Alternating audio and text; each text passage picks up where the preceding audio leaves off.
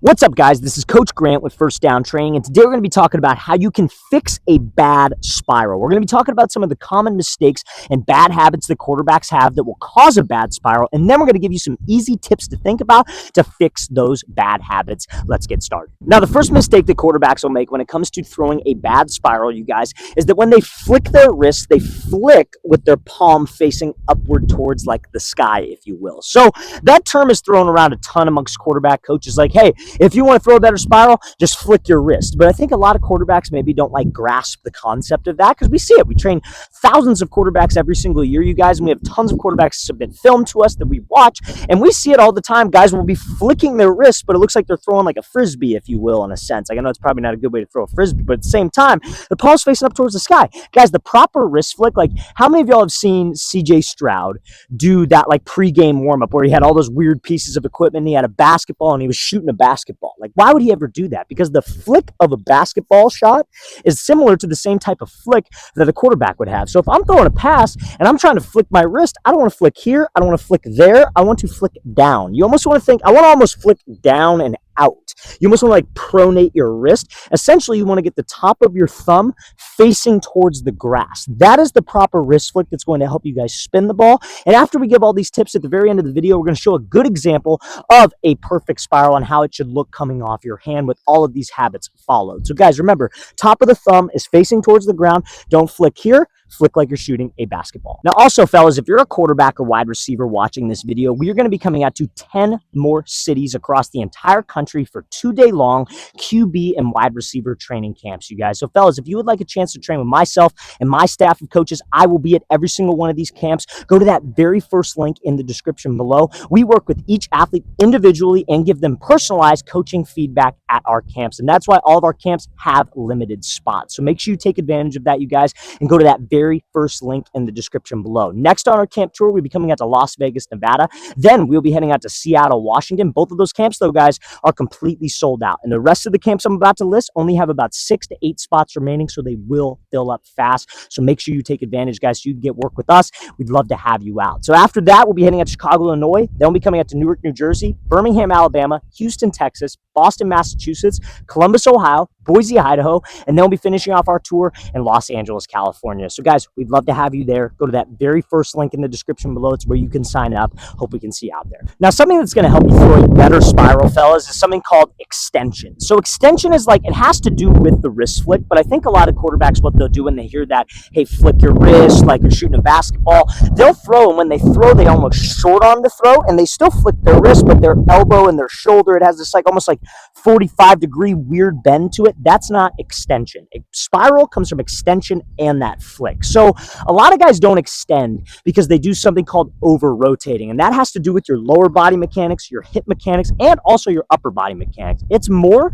than just your wrist and your grip when it comes to spiral. I can't stand the quarterback coaches out there that are just like so hyper focused on, hey, flick your wrist, hey, follow through to the opposite pocket. There's a lot more than that that affects the spin on the ball for a quarterback. So a lot of times QBs, the issue that happens is that they're in a base, right? So they're like this is the best angle I could show you. Their weight's on their back leg, their foot's inside their frame, and what they want to do to generate power is they push all of their weight. They're a very linear thrower rather than a rotational thrower. So they take all this weight and they push forward.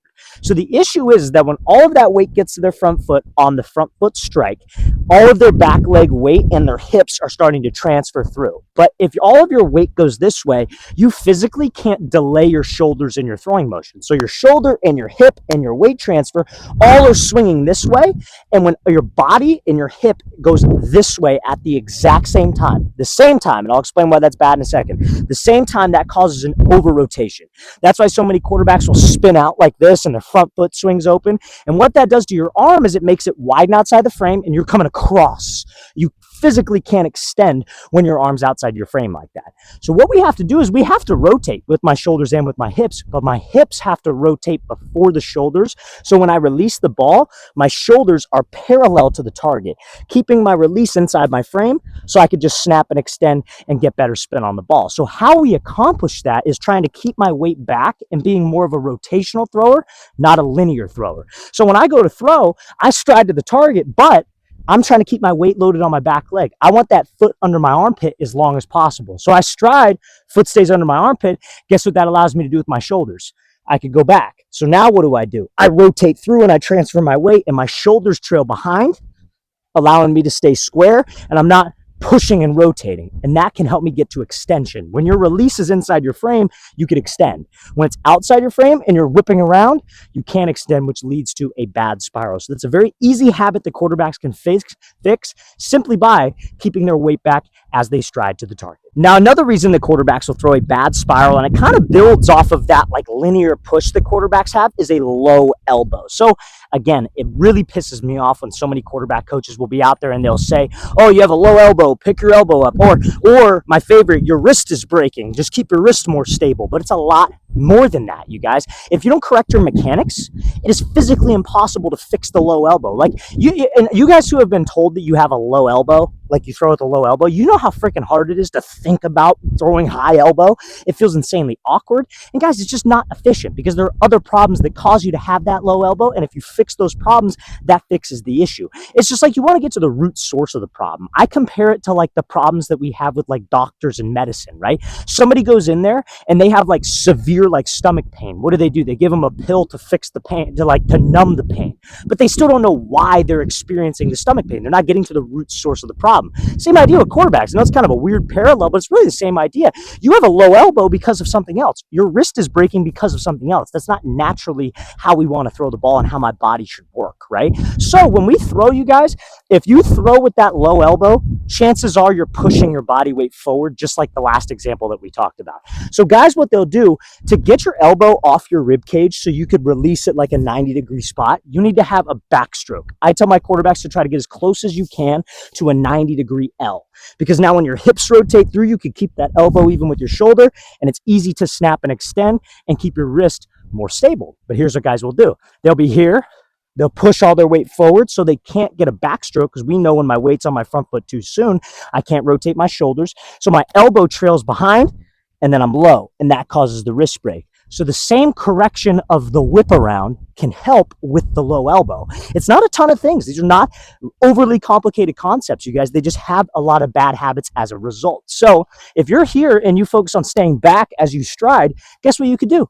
You could think about getting your elbow up, because now your weight's back, and that allows your shoulders to go back and your arm to go back.